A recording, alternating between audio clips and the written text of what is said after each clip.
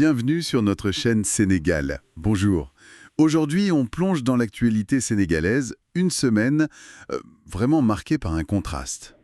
Ah oui, bonjour, un contraste assez saisissant en effet. D'un côté, on a des annonces économiques très fortes, de grandes ambitions affichées par le gouvernement, et de l'autre, des questions qui persistent sur la gouvernance, la transparence. Exactement. C'est une tension qu'on sent bien entre cette volonté d'aller très vite, de transformer le pays, et puis le besoin de s'assurer que tout est solide sur le plan institutionnel, quoi. C'est ça.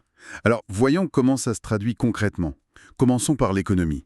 Cet élan, le lancement du forum FI Sénégal 2025. Oui, Ça montre une volonté claire, non? réformer l'investissement national, on parle de toucher à la fiscalité, moderniser les douanes, le foncier. Tout un programme. Et avec un objectif franchement impressionnant. Faire de Dakar une capitale financière africaine d'ici 2050. C'est une vision à très long terme. Très ambitieuse, oui. Et pour y arriver, il y a des moyens qui sont mis sur la table, ou du moins annoncés, comme cet accord entre le fonds GIP, Oui, le fonds de garantie. c'est ça, des investissements prioritaires, et la CMIA. On parle de 800 milliards de francs CFA sur 5 ans, c'est énorme. 800 milliards pour soutenir les PME, les PMI, les jeunes, les femmes. Tout à fait. Ça s'inscrit dans leur grand plan, l'agenda de transformation Sénégal 2050. Et puis ça tombe bien, ça coïncide avec des prévisions de croissance assez optimistes. Oui, la PIX, je crois, table sur 8,8% pour 2025. Voilà, c'est ça, l'agence de promotion des investissements. Donc il y a un vent d'optimisme économique affiché. Certainement. Mais quasi immédiatement, on voit poindre des points d'attention.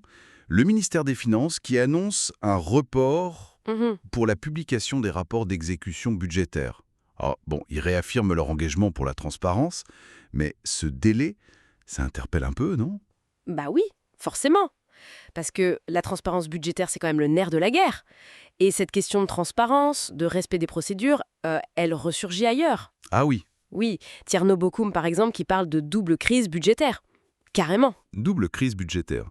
Qu'est-ce qu'il entend par là? Il remet en cause l'adoption de 2 textes majeurs, la loi de finances rectificative, celle qui ajuste le budget en cours d'année, et le débat d'orientation budgétaire. D'accord. T'avéré, C'est un problème de procédure. c'est plus qu'un problème de procédure, c'est une question sur la légalité même du processus budgétaire. Donc c'est sérieux, oui. D'accord.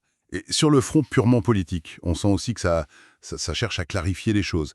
Une proposition de loi déposée par le député Amadou Ba. Oui, pour interpréter la loi d'amnistie. Exactement. Pour lever les ambiguïtés, visiblement. Et pendant ce temps, une autre députée, Nafissatou Diallo du PDS, qui doit défendre son parti face aux critiques sur les alliances passées. Tout à fait. Ça montre bien que la période post-crise, elle n'est pas encore tout à fait digérée, quoi. Il y a besoin d'ajustements, de clarification, tant sur le plan juridique que politique. L'amnistie, c'est clairement un sujet encore sensible. Et puis, les questions de gouvernance, elles continuent d'alimenter le débat. Le député Thierno Alassane Sall, encore lui, qui interpelle le gouvernement. Cette fois, sur quelle affaire? Sur le dossier Azer AEE Power, il pointe du doigt des garanties qui seraient irrégulières accordées par l'État pour un montant de 56 millions d'euros. Ah oui, quand même. Oui, c'est pas rien. Et ça touche directement à la gestion de l'argent public, donc c'est suivi de près. Et dans ce climat un peu tendu sur ces questions de gouvernance, il y a eu cette lettre ouverte de l'avocat Robert Bourgi. Ça a fait pas mal de bruit. Oui, une sortie très médiatisée. Il exprime sa peur pour Sénégal. Les mots sont forts. Il parle d'une gouvernance qui patine, d'une économie qui chancelle, et il va jusqu'à dénoncer une justice instrumentalisée. C'est une charge assez violente venant d'un observateur qui connaît bien le pays et ses rouages depuis longtemps. Oui, ça donne du poids à sa critique. Absolument, et ça cristallise en quelque sorte une certaine perception, qu'elle soit interne ou externe d'ailleurs, des difficultés du moment. Ça met en lumière ce décalage possible dont on parlait au début, entre les grandes ambitions et puis les réalités perçues de la gouvernance au quotidien. Ça fait écho aux questions sur la transparence, les procédures. C'est ça, et au-delà de ces grandes manœuvres politiques et économiques, il y a la vie quotidienne, avec ses propres défis. On a vu des actes de sabotage sur le TER. Oui, qui ont causé des retards, des perturbations pour les usagers. C'est un problème de sécurité des infrastructures. Et puis ce plaidoyer à l'Assemblée nationale pour réduire la fracture numérique, on parle encore de 1550 localités non connectées au Sénégal. C'est énorme. Ça montre le chemin qu'il reste à parcourir pour l'inclusion numérique. Et dans un autre registre, il y a eu cette baisse des candidats au baccalauréat technique. Ah oui, ça c'est préoccupant pour l'avenir de ces filières, non? C'est vrai? Tout à fait, c'est un signal d'alerte. Il y a aussi eu cette polémique autour de pèlerins lors du Hajj, qui a nécessité un démenti officiel. Ça souligne l'importance de la communication et de la gestion de l'information, surtout à l'ère des réseaux sociaux. Bien sûr. Mais attention, il n'y a pas que des problèmes. Il faut aussi noter les bonnes nouvelles, comme le basketteur Jean-Jacques Boissy, qui a été sacré MVP de la Basketball Africa League. Ah oui, une super performance. Une fierté pour le pays. Exactement. Ça montre aussi les succès, le talent sénégalais qui brille sur la scène internationale, et puis les relations diplomatiques qui continuent, une rencontre avec l'Angola, un nouvel ambassadeur en Côte d'Ivoire.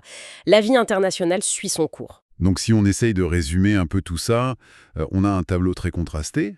D'un côté, une vraie volonté de transformation économique. On met le paquet sur les réformes, les investissements. Oui, une accélération affichée. Mais en même temps, des interrogations assez fortes qui demeurent sur la rigueur budgétaire, la clarté juridique avec l'amnistie, la cohésion politique, et puis l'efficacité globale de la gouvernance, la transparence. C'est exactement ça. Et la question fondamentale qui se pose maintenant, c'est celle de l'alignement. Comment est-ce que le Sénégal va réussir à concilier cette ambition, cette volonté d'être un hub économique majeur, avec ce besoin impératif de renforcer la confiance? Oui, la confiance des citoyens, des investisseurs. Voilà, et d'assurer une rigueur institutionnelle qui soit vraiment sans faille, tout en répondant aux critiques, aux préoccupations qui s'expriment, comme celle de Bourgi ou des députés.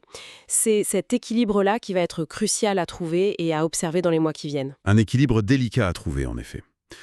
Voilà pour notre exploration de l'actualité sénégalaise cette semaine. Dites-nous en commentaire ce que vous en pensez. On est curieux d'avoir vos réactions. Oui, n'hésitez pas à partager vos analyses. Merci d'avoir écouté. Abonnez-vous et likez si ça vous a plu. À bientôt.